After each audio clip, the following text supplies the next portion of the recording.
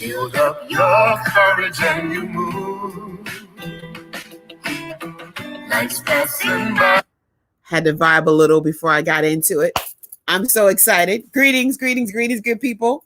This is Mr. Cat Okaday, aka Cat, and this is Cat's Corner, the podcast, the one-on-one live series. I have known this brother KUKU for donkey years, as we would say in the good Niger, and I'm super excited that he agreed to stream in from Paris and talk to us a little bit about everything that he's been up to. If you remember, if you were part of that U Street Renaissance bar none crew, he was one of those brothers with the guitar crooning and telling his life story through acoustic folk and roots music, and he continues to do that now. So without further ado, okay, welcome. Thank you for having me, Sister Cat. Thank you for agreeing. I'm honored. Yeah, I'm not even doing this for camera. Yeah, I'm really, really honored to be speaking to one of my superheroes. Oh, huh? It was funny. Really. When I was thinking about who I wanted on, I'm telling you, your name kept popping up. It kept popping up. I was like, we gotta make sure it happens. I haven't featured as many men, so I was like, let me balance some of this out. And I'm just so I've been watching. I've been watching a lot of estrogen in the one-on-one. Look, the one-on-one is saving lives because all of these women that I'm bringing are fire. You know it. You've been taking notes like, oh, I got to do that. I know you have. I saw some of the sisters. I saw the sister from yesterday. Yeah. I didn't realize that's the same sister that was talking about, everything is belly. Yeah, that's her. Keeping, Yeah, she's kind of shy yesterday. She was kind of like, you know what? It's one thing to do like a 1-minute video. I think an hour-long conversation, it could be tricky sometimes. But I was so excited to talk to her. It was really great to sit. I like the way she toned it down because for me, it's only one switch. I don't even have a tone down. You don't have a thermostat. I don't even have an No, there's no way. Like I'm one of them old models. They don't install them stuff anymore. Okay, so I see this is going to be one of those sessions. All right, I'm here for it. I love it. So what I usually do when I welcome guests on is I ask them the same question. So how are you doing today? I'm at peace. That's my constant state. Just peace. Just I'm at peace. Okay. Yeah. This. There's a lot of stuff going on, but I just find a way to have this, that little, like happiness is that spike. Right. Sadness is that lower spike. The spike below. And I don't even search for the one on top, the happiness, because that's like climax now. You know what I mean? Yeah. So you just want to be here. Yeah. If I was still having sex, I would be like the guy that just want to have sex. Okay. And no climax. You're showing off for the people. Let me just tell you, please stop showing off for these people. Leave them now. I'm not a show off. I just be one of them can't guys. It's level-headed. You are too much. So there's so much to talk about. So we're gonna go back. I remember when you started, and I remember I asked you, "What is as a Nigerian child, arts is not really the thing that we're pushed into." And your parents will look at you like, "Why?" I remember my dad my mother secretly complained to my father when I was like 14 or 15 that I was dressing like an artist, and she was concerned. It was the funniest conversation ever. And I remember asking, you remember when I asked you, what does your mother think about you moving into this art space? Do you remember what you told me? I can't recall, but I remember you were looking pretty artsy out. Your locks was like brown, and you had rings all over. And when you said you were Nigerian, I didn't believe you. I didn't really believe you. Nobody ever believes me. I mean, even in Nigeria, they're like, even in Nigeria, they're like, so you're Nigerian. I'm like, yeah. Both parents. I'm like, yeah. Yeah. So your skin doesn't have that mosquito bite residue. You know what? You need to stop. We need to focus. We're gonna start. You need to stop. Remember, I asked you, and you said your mother. I mean, you said in Yoruba. My Yoruba is not that good, but you said because I was excited about you singing in Yoruba, and you said your mother was going to understand you singing in Yoruba. You remember that? Yes. Okay. And you were like, I will, anyway. You were. I don't know if you remember. I had only one song in Yoruba, composed in Yoruba at that time. Mm-hmm. The rest of my stuff was in English language. Right. And I remember I had this song called Ife, and you were the first one. Yes. You were the first one. And I'm like, yeah, I'm doing something right. Because you were managing a group. You know, I was really looking up to you. You were like managing. So you were doing it better than I was. Because it's one thing to be an artist, but to be a manager, you know, manager. They don't even give that stuff up. They don't give that stuff out at McDonald's. You got to work at least 3 years. You know what I mean? It's like you can't be managing. Really, I'm being funny, but really, I was like, wow. And you had the group with Moon. Yeah, uninterrupted. Moon, uninterrupted. And I used to come and check you guys out at Mangoes. And, I really looked up. I'm like, man, she's doing something right. And I know you were like, you teaching, right? You're like a professor. Yes. Mm-hmm. Oh, I'm like, oh yeah, she got a lot of degrees, man. Yeah. This one of them sisters. She's done everything right for mom and dad. Now she's doing it away.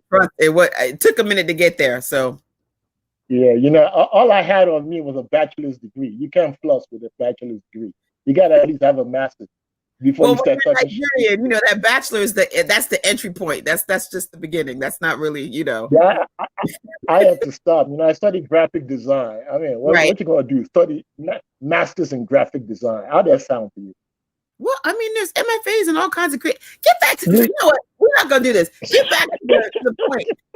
But remember, we talked about you singing Yoruba, and I thought it was brilliant, and I thought it was important because at the time, a lot of African artists were trying to sound like American artists, and so it was just I don't know. I remember I loved that song, and I loved when you would perform it live because it was just another way of capturing home, and I just thought it was really important.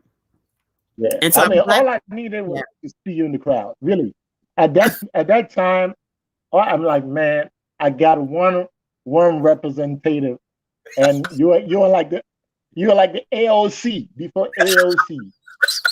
You know what I mean? You were killing me. You were killing me. Oh my God. Really? So I got my congresswoman in the crowd. Fuck y'all. Sorry, can I cuss or something? Yeah, I mean, I don't know. It's all good. It's all good. I mean, professional auntie. My nephews and nieces know how I do. But I think it's important to talk about that because you were doing it at a time where, like Burna Boy now, when I think of what Burna Boy is doing, and I remember he was on Breakfast Club and they were asking him, why didn't he sing in English? And he was like, why should I? But I was like, KUKU was doing that like way back when. Preach, say that again. Say that again. No, but say that again. Like you were giving let them hear it. Let them hear it. Let them hear it again. You were giving us Pigeon, and it was super, super dope because at the time that you were doing things, everybody was just so open to learning and being like, and just taking in all kinds of stuff. And I often reminisce of those days because I really think a lot of you were ahead of your time. And in true Renaissance form, it's we can look back now and see how amazing it was. But I tell you what, whenever you would rock Effect, that was my joint because I was like, this is what we sound like. And I loved the way you sounded singing Yoruba because I think Yoruba, you know, it's a total language, the musicality is there. So I'm excited because I love that you continue to do that. And now the world is caught up. Thank you. I hope my mother got a Facebook now. I hope she just. Well, we're recording. You can play it for mommy later. Yeah, I hope she accidentally just clicked on this so she can like. I told her, you know, my mom was. I told them that the boy can sing, but they never listen. I might change it. She would change her tone just like that, you know. Well, I mean, the kind of music you do is, I mean, doing sort of conscious centered music is always going to make you an outlier. After. And you've maintained that. Like you've not like even as you're. I mean, there's one song I was listening to. Is it Waye? Repeat again. Is it Waya, Waye? waya, Waya. waya. And it sounds like an old school juju rock, and I was like, I love it. KUKU is Thank you. sweet. Let me put Thank this up so everybody can see the good Candace Mickens. You really have evolved your music, and at the same time you've maintained that very core element that I loved so much when you were originally starting. And I wanted to know, how has that been? Like, what has that process been like? You know what? I want to credit the U Street scene, that Mhm. U Street DC scene for that, because there was nobody alike at that time, early Exactly. 2000. Uninterrupted was not like Raheem Devon. Raheem Devon was not like W. Ellington Felton. So when I came in there, I had a license to be myself because there was nobody copying somebody else. Right. Then I came in with a guitar trying to be in the RE, you know. Yeah. Uh, then then I remember going up to this open mic at Bar None, and I would play, and I would actually get some claps. I'm like, okay, I think this is it. I think Yeah. this is it for me. And the better I got on that guitar, it was just like I started losing my day job. Just started cutting the hours.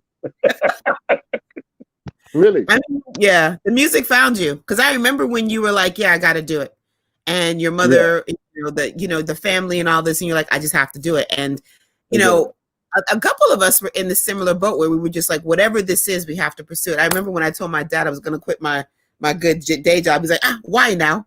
I was like, "Well, Dad, it's a quality of life thing. Quality of life. What do you mean?" Like he could Yeah. not. He just was not here for it, and wasn't here It's for it. not there. It's not there. And Yeah. now he's like, my daughter, go to her Facebook page and look at her show. So now Yeah, yeah.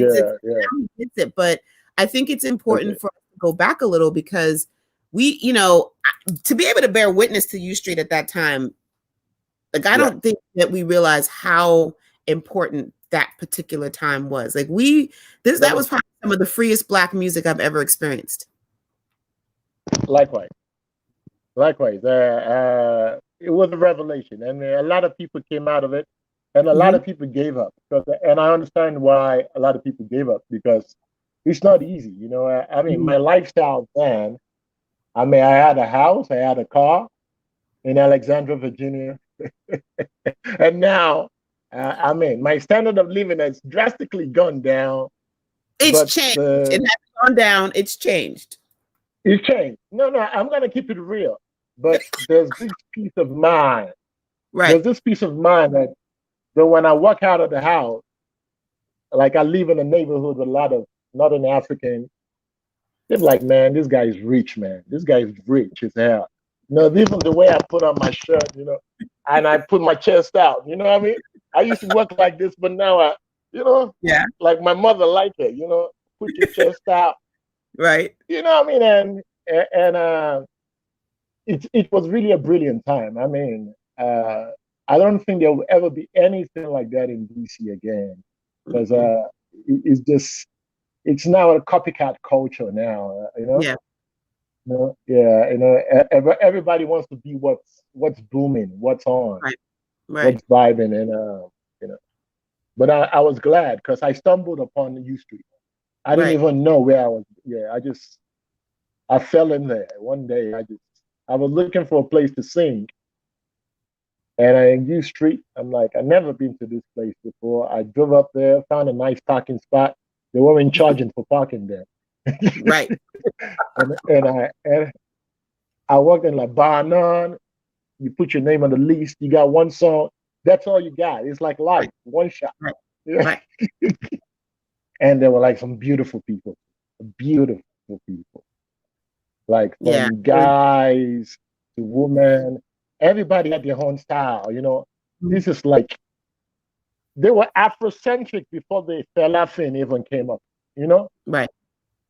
yeah. And some of the poets were really like hardcore.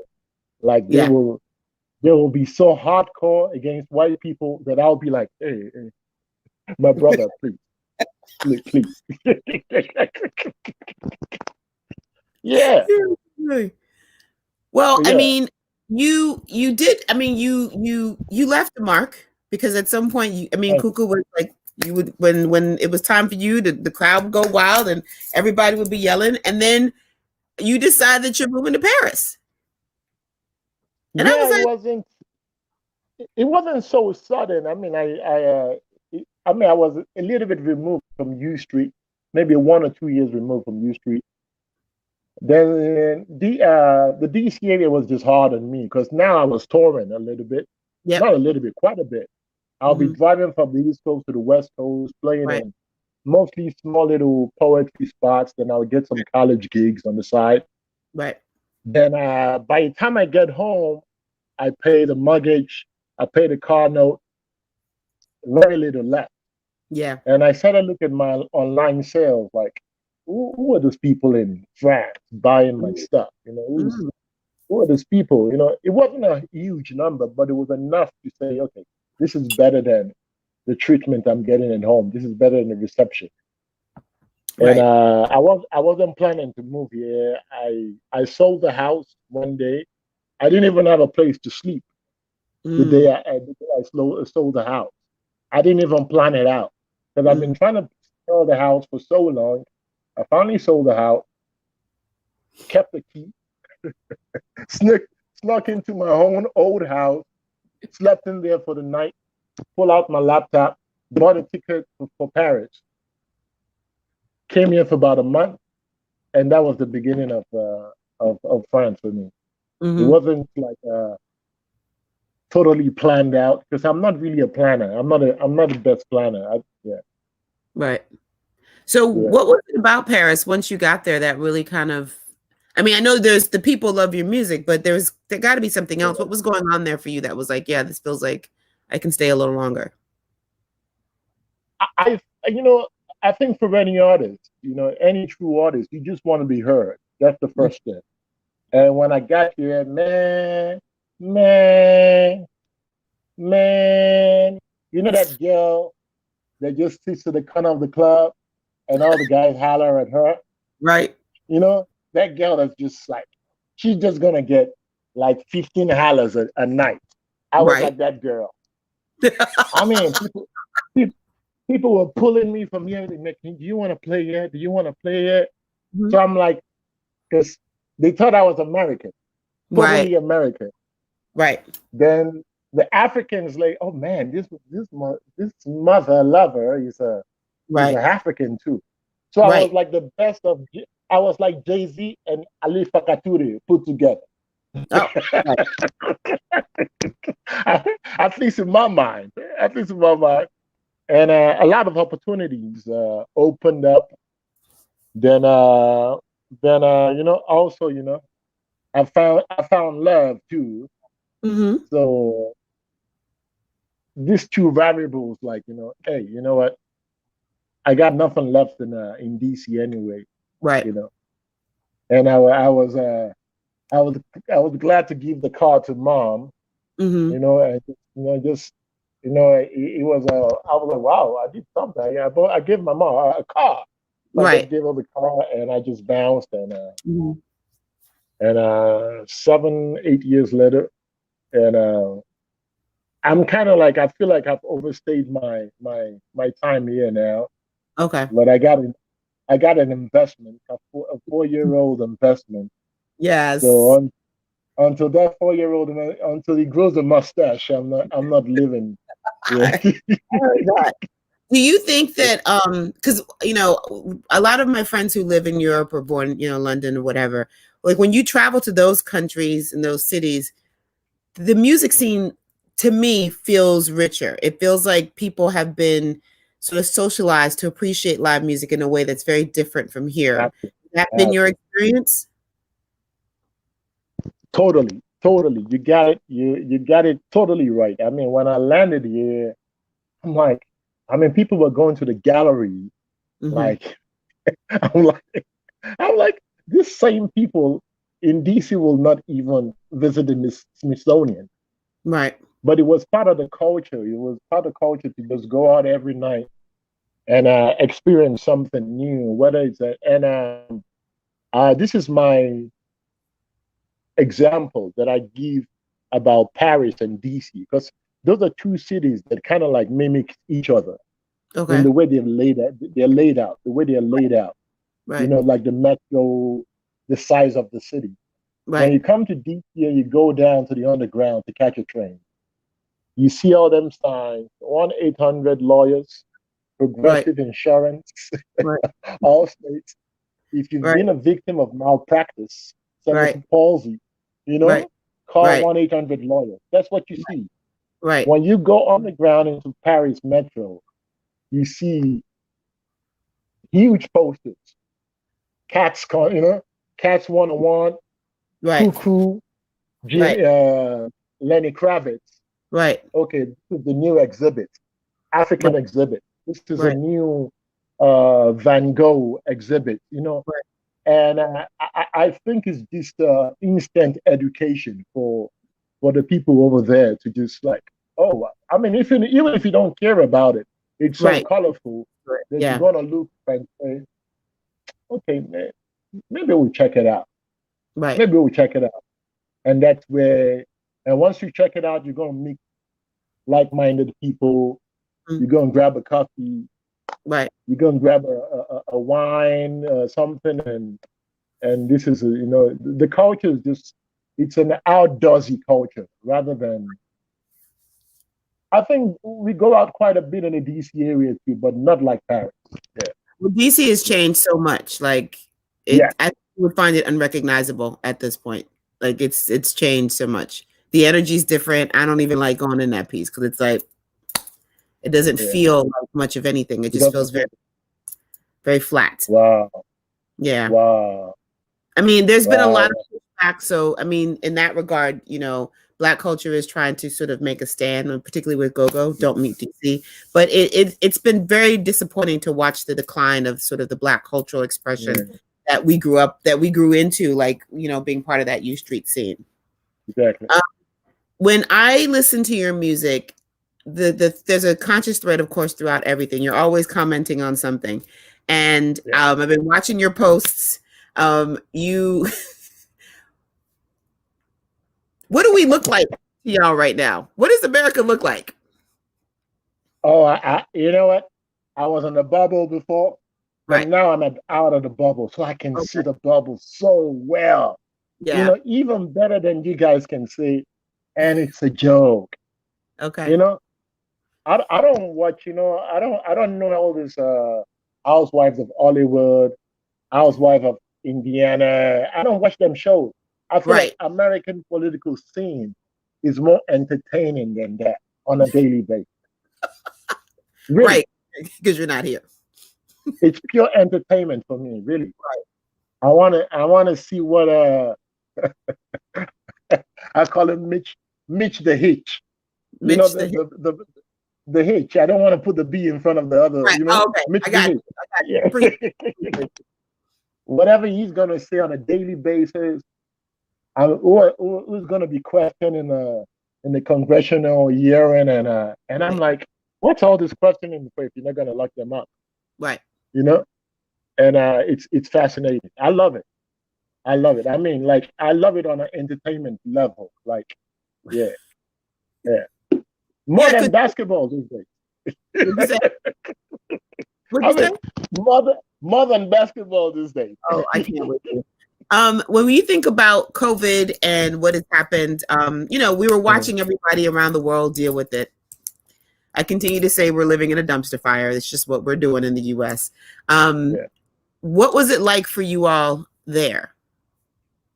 Particularly because you're living in a neighborhood that's, North African, really Black. Like, I think sometimes people think that Paris is sort of this cosmopolitan city, but it's got its issues.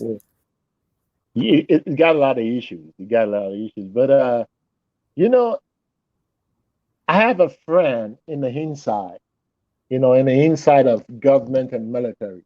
Mm-hmm. So he had sent me a text 2 days earlier and saying they're going to lock down the old city in 2 days. Right. and I text that, to a few friends and tell them this is coming. Right. But still, I couldn't fathom like this is the stuff you see in a movie. Right. This is not real life. And this is my life anyway. I'm always at home. Okay. If I don't have a gig, because even from the Paris nightlife, I've been removed now for maybe 5 years. Mm-hmm. I don't go out as much. I think that initial love that the city showed me, and I kind of showed as well. I think that love has dissipated. It's now, it's kind of like we just look at each other and say, man, you're a fine city, man, but you kind of fucked up too. You know what I mean? And like, yeah, yeah. And the Paris look at me feel like, yeah, well, what do you think? You're just gonna come here with your guitar and think we're gonna treat you like Michael Jackson?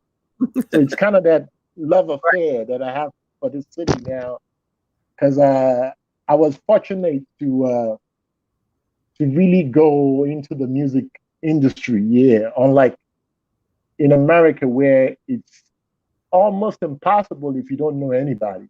Right. But it's such a small city and a small country that if you go out long enough and if you have the goods, you're gonna meet the right people. Right. So I've been kind of far removed from that life anyway. I live in the suburbs now, not even in Paris.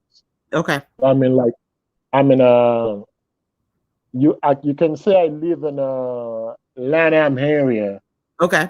but if I'm overseas, I would say I live in DC. Right. Right. So that's kind of like where I live now. Okay. And I'm not as young as I used to be anymore. So jumping in the metro and going to Paris, which is just 5 stops, 6 stops away, it Right. doesn't come as easily anymore. I'm thinking as a father now rather than Mm-hmm. as the guy. It's like the music is to feed myself and my son rather now, and the glory I was searching at some point is kind of like it's over. At least it's not there. I'm Right. not saying I'm not working hard, but I'm not. Your motivation's different. I'm not. The motivation is different. Exactly. Yeah. And how does that affect how you make music? Like, has that changed what you write about and what you put? I think not much because I'm still reading like crazy, and with politics and with especially it's a time where religion and anti-religion, there's a silent battle going on now where a Mm-hmm. lot of people are waking up and accepting logic as religion rather than what they've been told. And so a lot of that informs what I write. And all I need is one. I'm probably gonna come up with something just based on maybe a quote you say today, Right. or maybe that little plant behind you, whatever. So it's never stopped. The only thing that stops me sometimes is maybe sometimes when I'm out, just because I play outside a lot. Okay. I'm on. COVID don't stop me. Like if they let us loose, I'm out on the train station. I'm out on the sidewalk. Mm-hmm. Every now and then I meet someone. Man, I saw you on TV, man. What you doing Mm-hmm. out there? I said, what do you mean? What am I doing? What you doing out there? so, so I flip it like they're like, man, what you doing out there? I said, what are you doing out there? I'm like, if I don't play out there, you won't see me. So, Right.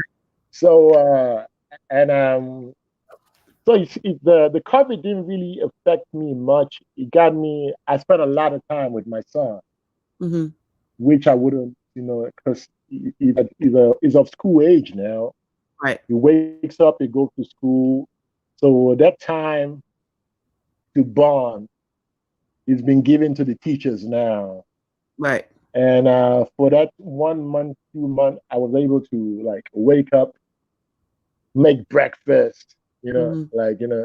and get some, some. It gives me like a little tap on the face that I'm hungry. He doesn't even say good morning. He say, Dad, I'm hungry.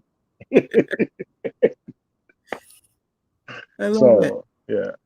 Do you do you like busking, or do you do it? Do you enjoy the act of, like, hanging out in subway stations or on the street singing your music? Like, because I know some artists who really like doing it, who just really enjoy doing it, or is it more of a just a means to an end for you? I enjoy it, but the Hmm. last few weeks, months, it's been tiring, especially when you have a lot of material, but you play them. And I'm not one of them 2 hour buskers. I'm not one of them 3 hour buskers. I'm like a 4 to 7 hours a day. Wow. So I really push it because I'm like, there's no concerts, there's no gigs calling me right now, no festivals. Hmm. And I really push it. And now I'm like asking myself I want to say last few weeks, I'm like, is this sustainable? Don't Mm. get me wrong, as if new opportunities come tomorrow Right. and I attack those, I'm gonna return there anytime I have available. But it Hmm. just humbles me. It lets me know that you're not all that. Right. That's real. You you ain't that good. Kuku don't be thinking you're fresh. Ain't Right. nobody looking Right. at you. Yeah, Hmm. and it kills that ego. Right. It kills that ego, and the ability to come up with something new out there as well. I've written a Hmm. lot of stuff on the spot, Okay. but sometimes I'm like tired of the same old songs. That I will see someone, and of course I'm still a guy. I like to check out women, and man, when I put on my sunshades, I'm checking out women all day. I'm playing my music. Yeah, I keeps it real. I keeps it real. You are a mess. When so I noticed that you have, like, I went because I've been on your site preparing, and I know you have like 2 gigs, I think, that were set up in October. I know that a lot of performing artists lost gigs because of COVID, and so there's Yes. been a lot of virtual concerts and doing things like, when you can, busking. Do you think the city will be able to go back to live shows in October, at least where you are? Um, I think there's already some little small versions of live shows already, Okay. and I already see some posters down in the underground in the metro, advertising upcoming gigs. I hope so. I really hope so, because if there's a second lockdown, and I mean, I'm kind of scared of the world that might come up Right. if we don't return to. I don't think we're going to ever return to a version of before, Right. exactly before, but a version that it's not too far fetched from what we had before. Right. You know what I mean? Hmm. Where you can still perform outside, but maybe a few extra precautions, maybe mask and wiping your hands and all that little stuff. Right. Yeah. Because France is pretty much open right now. I mean, you are obliged to wear The mask map. and outside, but the cities, I mean, people are in cafes drinking their life away, and for lack of better words, Right. they love to drink away. Yeah, they're up there, and no, the COVID ain't stopped the show over here yet. Okay. Yeah, and In the midst of COVID, we also see these massive racial uprisings that are happening, particularly as a result of what happens to Breonna Taylor and Aubrey Rashad and George Floyd. And one of the things that was interesting was to watch how that sparked sort of global responses, Paris being one of those cities. And I wondered for yes. you, what did that look like? What did that feel like? Like, what on the ground, how are folks managing, some of the racial implications of just being Black in the world? It's America has such a powerful influence on the world, whether Mhm. people want to believe it or not. Right. That like I always tell people, like, all you got to do is conquer America, and whatever you're doing, whatever your art is or your skill, and that would translate all through the world. And I felt like I was living in America for a second, because there were riots down here, there were huge protests, and there were police out there, not as physical and violent as it was in the US, but uh, I hate for that to happen, because there's a lot of injustice down here as well. And I don't think America should be the one. And America's how old is America? Not even 300 years old. Right. I don't think America should be the one in forming, a nation like France. I mean, she's a grandma. She's like a great grandma compared to America. Right. America's a baby. America's a baby. It's true. But it's true. yeah, that's been the case. There was a sister that was killed here by law enforcement some long months back, and the George Floyd kind of sparked a resurgence of the protest around here. Traore is a name, and I hate to say it, but it's the truth, and a lot of people are becoming superstars just from this tragedy, Right. They made their name as being leading the protest, or making a video on social media.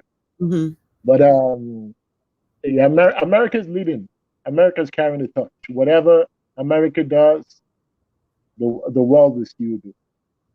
Do you think Even it's gonna? Right. Great. Do you think it's affecting real change where you are?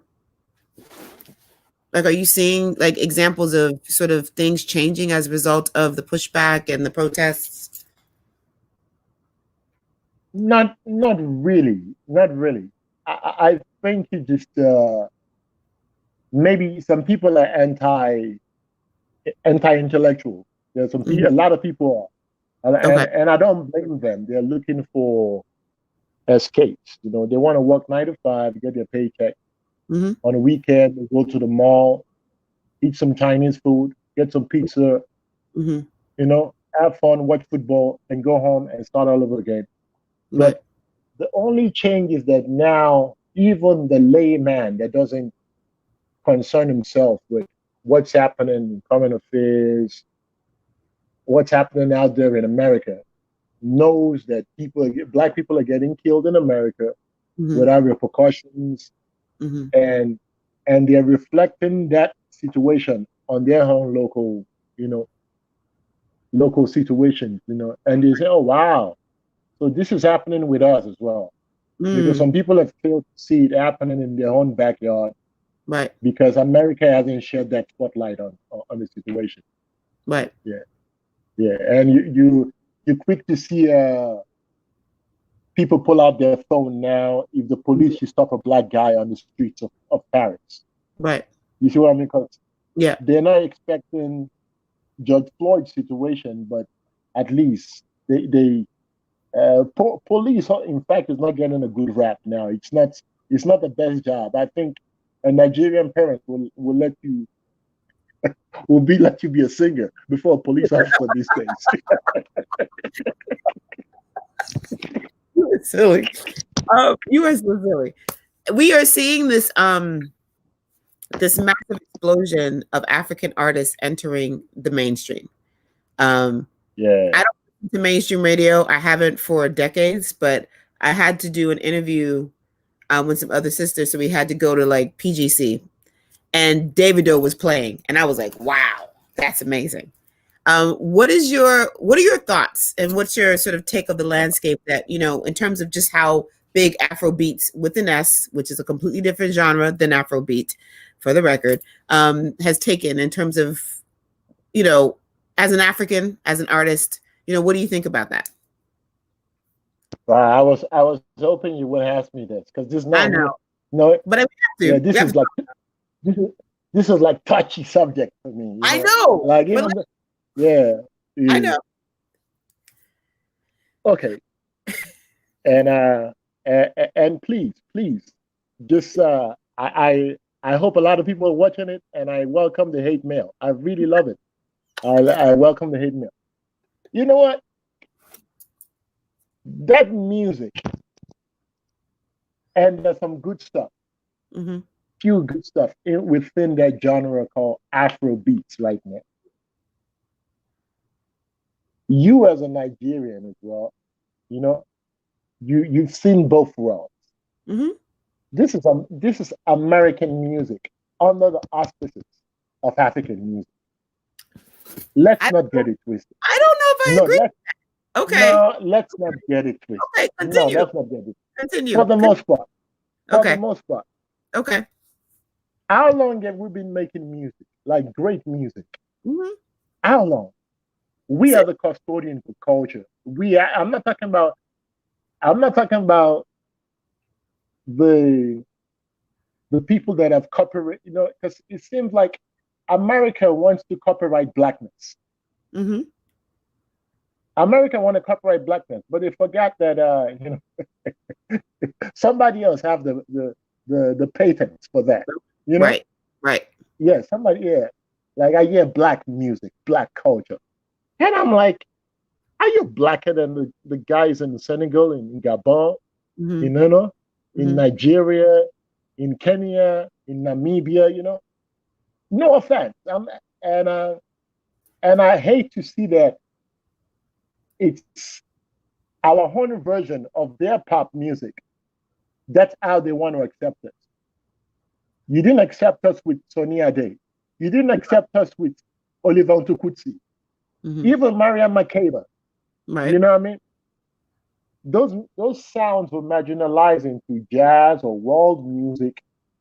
Then we decide one day we're gonna wear leather jackets and sunshades, and we're gonna like the same. There's some African sensibility into the genre. Mm-hmm. I like some stuff. Don't get me wrong. I like some stuff, but generally, I think America is accepting us on its own basis. America and the rest of the world. Mm-hmm. When we go back to that rootsy sound that we're known for, they don't want nothing to do with us. They don't even know how to articulate it. Mm-hmm.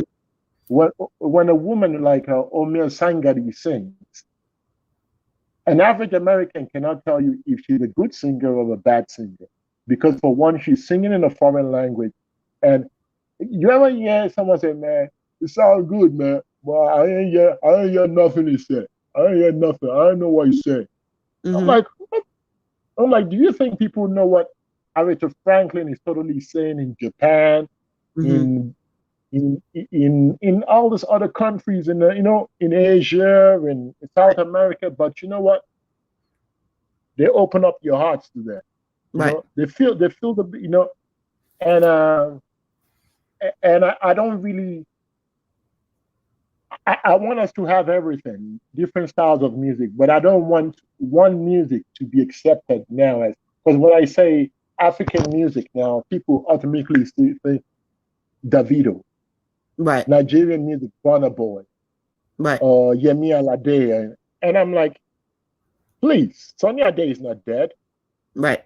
Collington is still alive, right? Some of the Eastern counterparts, I mean, they're not dead yet. You know what I mean? Right. And, okay, I hear you. Yeah. And I wonder.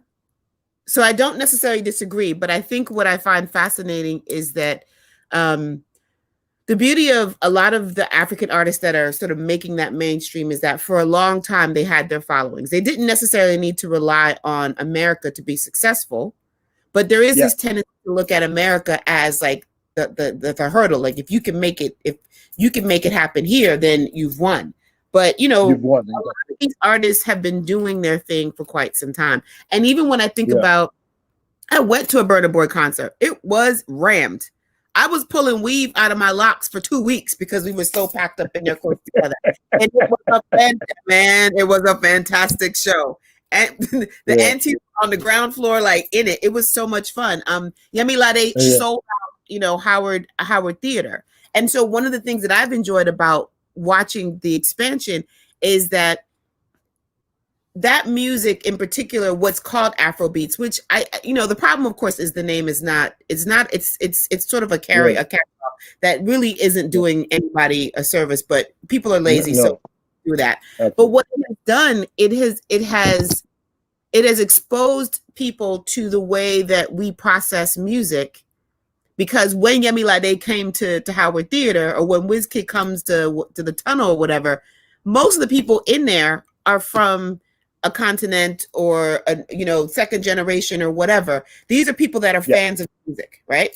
So it proves economically that these artists have value, even if most of the people in there understand the language and nobody else does. It's like in DC, Howard Theater was able to look at that gate and say, this artist brought this money. And so in that regard, I think that there's some value to what's happening. I get there are some problems with the way it's marketed position, but it's still very exciting to me. It is. Maybe I'm a hater. Maybe I'm like a 45-year-old hater. You know what I mean? Maybe. It's very possible. It's very possible, It's very possible. But I just can't accept it. So now you're going to accept us because we sound like something that you can do. We sound like we emanated from you. Right. Like Jay-Z, I don't know him personally, but he can sit down and listen to a Burna Boy, and he knows where to put his head now. He knows how to tap to his feet to it. Mm-hmm. You see what I mean? Yeah. It's totally not foreign to him. Right. Maybe the language is foreign to him. Right. But the whole concept of the music is not foreign to him. And I don't mind this existing, but we cannot let this be the only way that Occidental culture, Western culture, Anglo-Saxon culture understands African arts and culture. I agree with that. Because once we give them that, then what's the next generation going to do? Are they going to know how to play a talking drum? Are they even going to know that, oh man, is there any way to make music before FL Studios or that's maybe it's my fear. The older I get, the more I just appreciate my culture, not the country. I'm not a patriot in any way. The concept of countries don't even, but just my culture. And when I say my culture, not just Yoruba culture, but Igbo culture, Manding culture, all the cultures around Africa. And when I travel to those countries, that's what I want to experience. I don't want to hear your version of Burna Boy. I want to hear your local music. When I go to Senegal, I don't want to hear that burger joint. I want some of that chipotle. I want that jollof, that their jollof type food, Right. And I think music should be respected in that regard as well. But don't you think that is a result of, because that's inherent in globalization, that you'll pick the one thing and then you'll copy it and repeat it. So there may be differences, that happen throughout, but when you go to McDonald's in Japan, there are fish balls, but there's still a cheeseburger. When you go to McDonald's in Singapore, like the arches are there, and there's some things that are varying, but people are looking for something that they can sort of, tack onto. Yeah. So I'm not a businessman, so maybe I'm not the best one to ask. No, a lot of people want to ask. I disagree with that. Go for it. Yeah, because a lot of people pride themselves on being a businessman these days. This is the new, like a lot of people say, I'm a competitor. Right. I'm a businessman. And I'm like, when did that become a thing of pride? When competition, you know what I mean? I never wanted. That's why I never excelled in basketball. I just wanted to play. I didn't want to win. Right.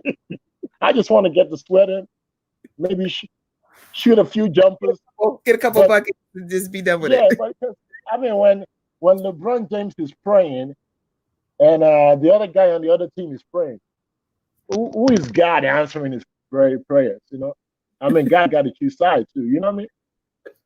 You know what I mean? So I just think if I see traditional African music Mm-hmm. as contemporaries of this Afro beats, you know, like Mm-hmm. side by side, you know, Right. thriving as well, Right. not relegated to world music, Mm. and you know, and one and that the award they give in the kitchen of the Grammy, Right. you know, That's the one true. they give in the yeah, because like the best African music, they always get the award in the kitchen. They'll give it Mm. to them. You know, then now, I bet Burna Boy is going to win one in front of the crowd this year. Right. You know, Didn't he win then last year? well, I don't. I've not watched those shows in a long time. Yeah, I think he did win publicly last year because his mother had to accept the award for him, and she had this very beautiful speech that says, "No matter." A Grammy, Yeah, a Grammy. yeah, it was a Wow, Grammy. Yeah. wow. And because once he wins one, then they're gonna say you have to create a female category of that award as well, Mm. and that's how it expands.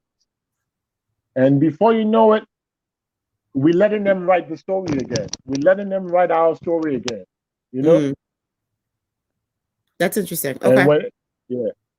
when the next griot guy from somewhere in West Africa or Southern Africa comes with a traditional instrument, he's gonna be treated like a piece of what have you, because he doesn't. I mean, because I've been told by managers that, hey, Kuku, why don't you flirt with some of those Afrobeat sounds? Mm-hmm. I've been told that, as old as I am. Right. How would I look? How would I look like in a leather pants talking about baby, I die for you. I don't go die for you. How would I look? I would like I to mean, see it. I would totally love to see it. I mean, I'm just saying, I would love to see it. So, whenever you decide to play around with that, please make a video so I you, can see you it. know, you know what? At this point, I'm kind of tempted though. I'm kind of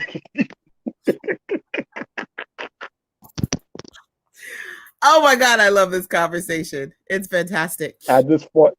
Well, you know what? At this point, It's interesting because I remember, like, I'm a huge fan of Asha. I think she's amazing. he's I've amazing. never understood why she isn't more sort of global, because I know a lot of people in this country who are huge Asha fans.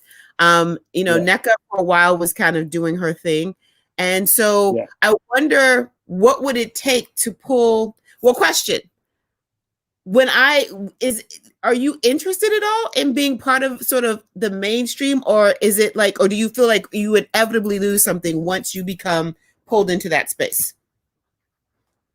You know what?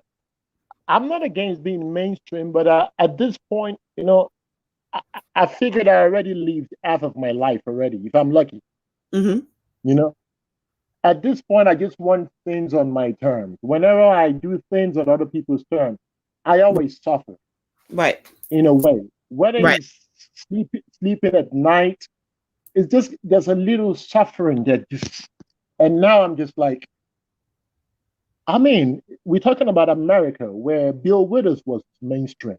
Right. Bill Withers was mainstream. Right. Callie Simons was way mainstream. Right. Bob Dylan was mainstream. I mean, I'm sure there were a lot of black counterparts as well.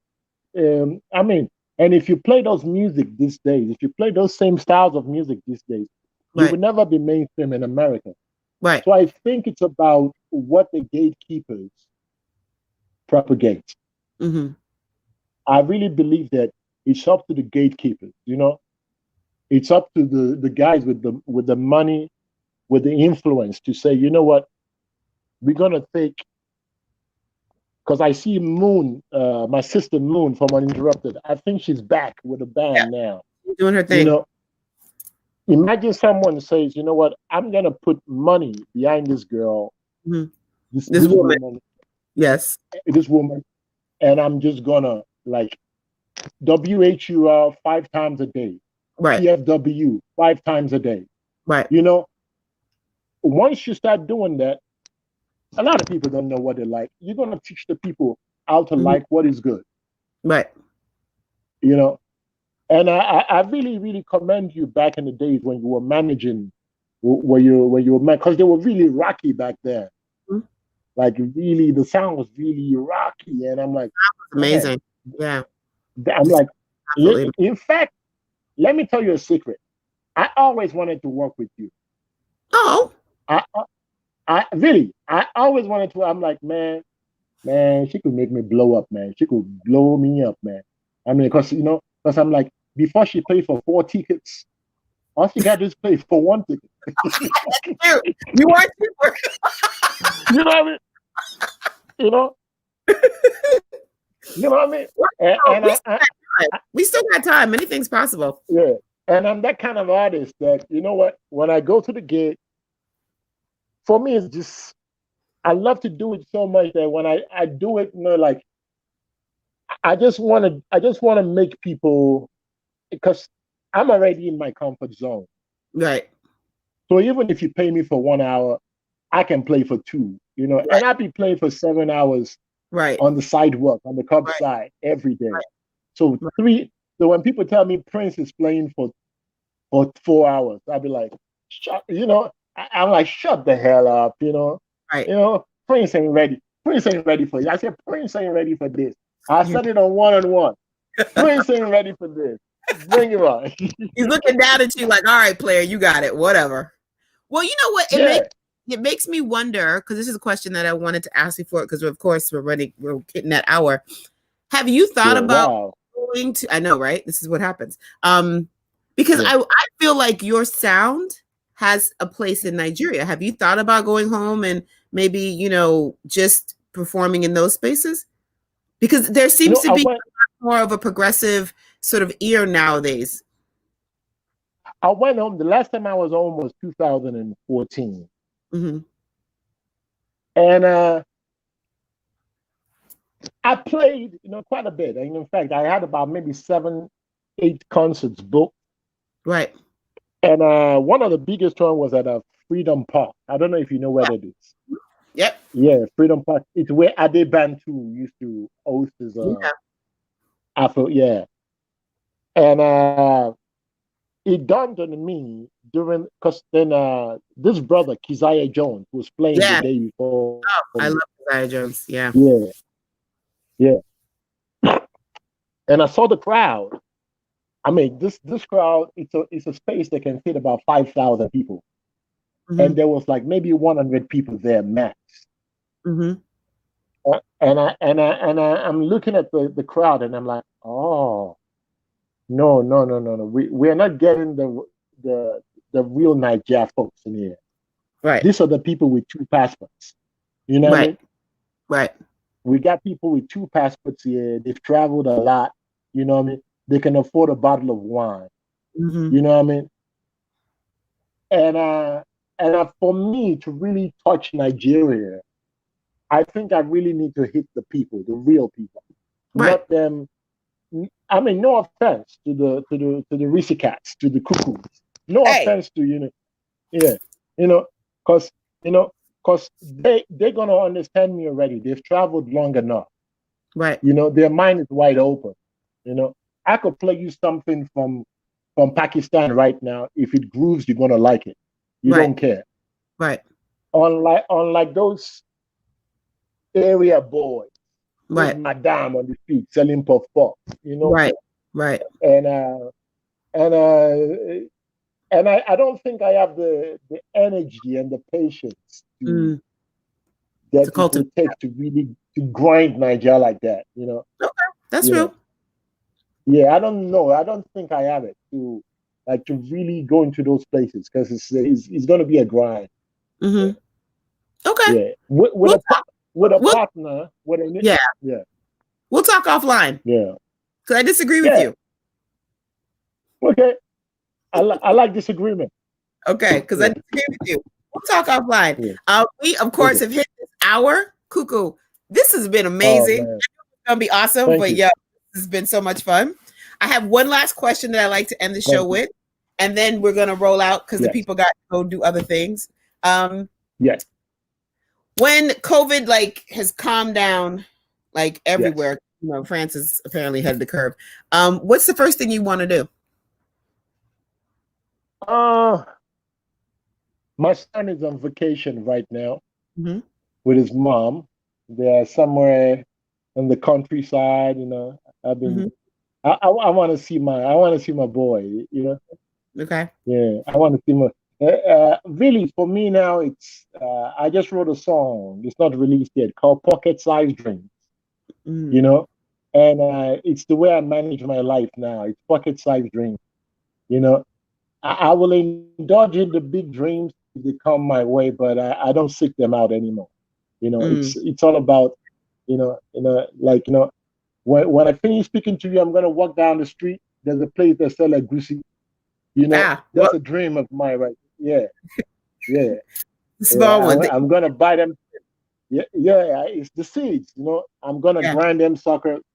I'm gonna grind them suckers, and I got some liver and some chicken in the refrigerator. I'm gonna cook that sucker.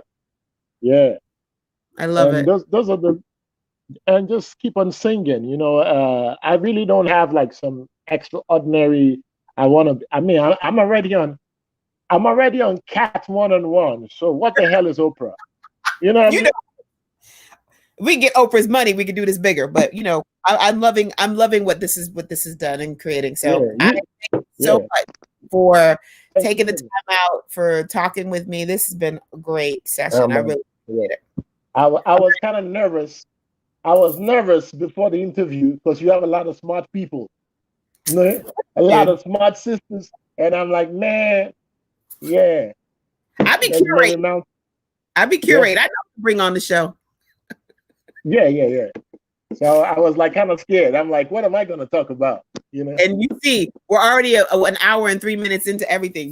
We've covered a lot. I am honored. I know. This is fantastic. Thank you so much. Thank you to everyone that tuned in, commented. Really appreciate you all. It means a lot. Please share this video if you enjoyed it so that other people can get the benefit of KUKU. If you go to his page, kukulive.com, there is a place where you can donate. So I'm going to ask everyone. This is like, you know, Sunday jump church type of thing. So please go and